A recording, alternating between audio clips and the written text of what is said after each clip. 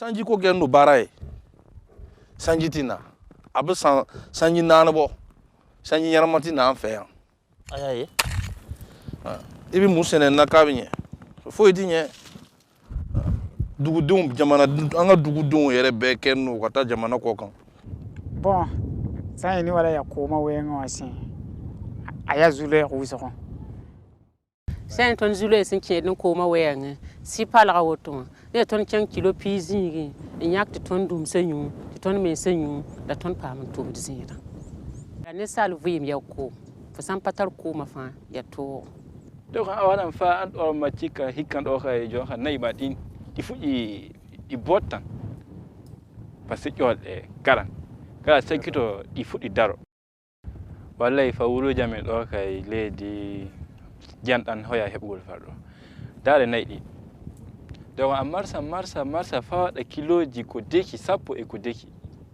bala yum tanten ko ma wa ko tenga ton non tu makan ko nga ton no ni ga yikani yunga rahma yibla man la bewlan tabara son nan pam ko mo nyu bal ba tar yam non na ngom te ko kaya tila hona yika men ba yam daw.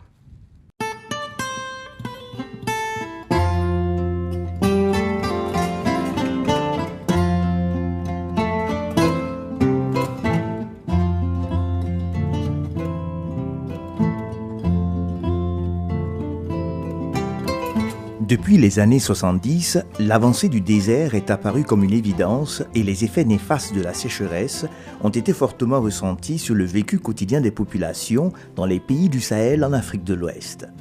Mais les observations scientifiques faites depuis 1920 dans certaines zones font ressortir toute la vulnérabilité de la région depuis plusieurs décennies. Tous ces phénomènes, sécheresse suivis de ces périodes pluvieuses, suivies encore de sécheresse, vous voyez, de 1900 à 2000, nous avons connu globalement 3 voire 4 grandes périodes sèches, séquences sèches dans le bassin.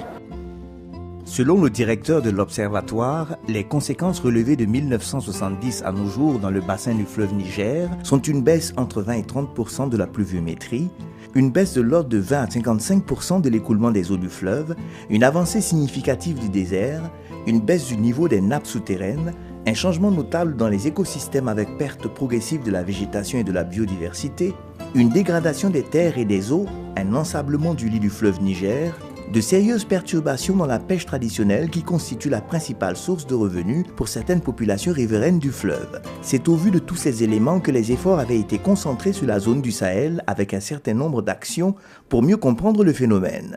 La première action avait été d'instituer ce qu'on a appelé le projet APEX Sahel. Parce que les gens pensaient que c'était d'abord au niveau du Sahel uniquement qu'il y a ce problème-là. Ils ont même à un moment donné parlé de surpâturage qui serait à l'origine de la sécheresse. Les études après ont montré que ce n'est pas quelque chose qui est vrai. Alors, une seconde fois, on a mis en place ce qu'on appelle le projet AMA. Analyse multidisciplinaire de la mousson africaine, parce qu'on a compris qu'il y a un dysfonctionnement au niveau de la mousson. L'étude de la mousson a permis de comprendre que le phénomène de la perturbation des précipitations est un phénomène mondial, avec cependant un aspect particulier à l'Afrique de l'Ouest. L'Afrique de l'Ouest a été la seule région au monde à en avoir souffert de manière cruciale. Nous avons eu 30 ans d'affilée de déficit pluviométrique. Quand on fait la moyenne, donc au long, on voit que pendant 30 ans, nous étions au-dessous de cette moyenne-là. Il y a maintenant, bien sûr, une reprise timide, mais on n'est pas encore arrivé au niveau de la pluviométrie que nous avions dans les années 60. Connaître que dans les pays sahéliens, effectivement, les ressources en eau ne sont pas toujours prises à la dimension qu'il faudrait, compte tenu, effectivement, de ce problème, donc de sécheresse qui peuvent mettre en cause toutes les actions, les efforts, toutes les actions, tous les efforts des États pour assurer l'alimentation en eau des populations. De moins en moins maîtres de leur destin agricole, les paysans sont obligés d'immigrer vers des terres plus fertiles pour échapper à un environnement hostile avec des terres fortement dégradées. Ici et là, les paysans voient leurs conditions de vie et d'existence basculer. Cependant, il existe une multitude d'initiatives depuis quelques années visant à accompagner les communautés pour une meilleure maîtrise de l'eau agricole. Des initiatives de plus grandes envergures ont également vu le jour à la fois au niveau régional et continental. Ainsi, le Comité inter-État de lutte contre la sécheresse, CILS, a vu le jour en 1973 et regroupe à ce jour 13 pays de l'Afrique de l'Ouest et du Centre avec pour objectif d'aider les pays à faire face aux effets néfastes de la sécheresse, de la désertification à travers notamment une meilleure maîtrise de l'eau. Le CILS progressivement a mis en place un certain nombre de programmes importants. Un programme de sécurité alimentaire, un programme de maîtrise de l'eau et un programme de marché. Au niveau de la sécurité alimentaire, on a adjoint un sous-programme de gestion durable des terres. On a toujours, nous aussi, une vision complètement intégrée de cette lutte contre les effets de la sécheresse. Au niveau continental, il existe l'initiative de la Grande Muraille Verte Sahara-Sahel, qui est un cadre politico-diplomatique pour mobiliser l'ensemble des parties prenantes contre la désertification, la dégradation des terres. L'initiative Grande Muraille Verte, ce n'est pas un programme, c'est un cadre politique, disons politico-diplomatique, pour lutter contre la dégradation des sols et pour mitiger l'impact des changements climatiques, de la sécheresse et de combattre l'avancement des déserts dans les zones arides. Au Sénégal, déjà, on a déjà planté plus de 2 millions d'arbres dans la zone de la Grande Muraille Verte. Face à la multiplication des initiatives, il est apparu nécessaire de développer une initiative de gestion intégrée de la sécheresse. Ainsi, en mars 2013, à l'issue d'une rencontre de haut niveau tenue à Genève en Suisse, fut créé le Programme conjoint de gestion intégrée de la sécheresse par l'Organisation météorologique mondiale, OMM, et le Global Water Partnership, ou Partenariat mondial de l'eau en abrégé GWP. L'objectif de ce programme conjoint est de contribuer à l'amélioration du suivi et de la prévention de la sécheresse en fournissant des orientations pratiques et stratégiques et en diffusant des informations et des connaissances scientifiques ainsi que les meilleures pratiques en la matière. Lancé en janvier 2015 en Afrique de l'Ouest, le programme dont la phase pilote va s'exécuter dans 3 pays du Sahel, le Burkina, le Mali et le Niger, couvre toute la région.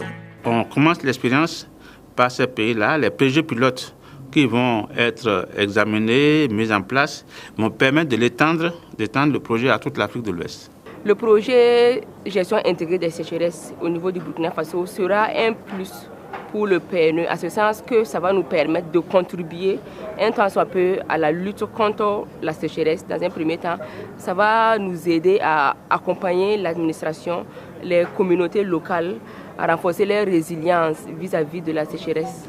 Le projet de gestion intégrée de la sécheresse en Afrique de l'Ouest ambitionne de fédérer les initiatives en mettant en place des plateformes à la fois au niveau pays et celui de la région. Il s'agit de mettre en place des plateformes où les différents acteurs intéressés vont se retrouver avec un leader. Il y a une institution lead au niveau du pays qui va fédérer les efforts de tous les autres acteurs pour porter un programme, un plan d'action conjoint, de manière à ce que la synergie puisse être bénéfique aux résultats. Le projet est bien accueilli dans la région et suscite de grands espoirs de la part des partenaires qui, tout en ayant des attentes, sont prêts à y apporter leur contribution.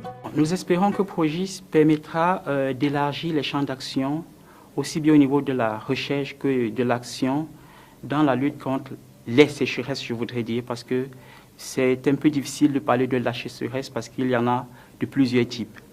En fonction des domaines d'activité, on n'aura pas la même sensibilité face à la sécheresse, donc on aura des définitions différentes, qu'on soit hydrologue, agronome ou météorologue. Ce projet renforcera le partenariat entre les institutions en charge de l'environnement, en charge de la protection civile et en général en charge du développement comme dans le domaine de l'agriculture, comme dans le domaine de la protection de l'environnement. La question de l'eau est au cœur en fait des questions environnementales de manière large.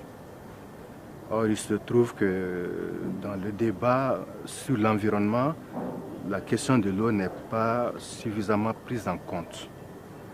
Et donc, je pense que ce projet pourrait contribuer vraiment à faire en sorte que la question de l'eau soit au cœur du débat sur les questions environnementales, sur les questions climatiques, et non seulement au niveau régional, donc en faisant vraiment une jonction entre les politiques de gestion intégrée des ressources en eau, donc, et les politiques environnementales, les politiques sur les changements climatiques.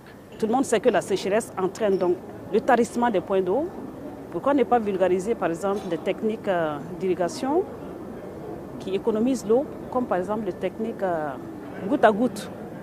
Nous disons aussi qu'il y va peut-être de la volonté des décideurs à mettre en place des solutions efficaces et durables en Afrique de manière générale pour lutter contre la sécheresse qui entraîne tout simplement la souffrance des populations, la pauvreté, et ce qui évidemment a un impact sur le développement. C'est un projet qui est capable en fait de susciter d'autres financements, et donc nous souhaitons que le projet soit mené très bien coordonné avec tous les acteurs pour pouvoir vraiment aboutir à un plus, pour apporter une contribution.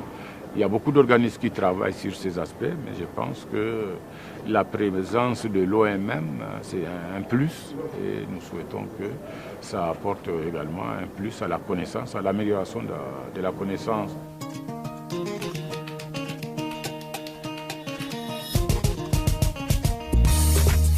Rejoignez-nous pour aider à informer et à sensibiliser les décideurs et populations pour mieux gérer les effets de la sécheresse en Afrique de l'Ouest.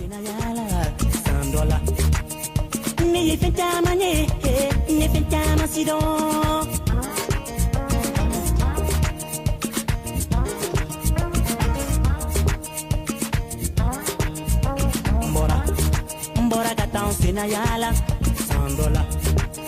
Me fenta mane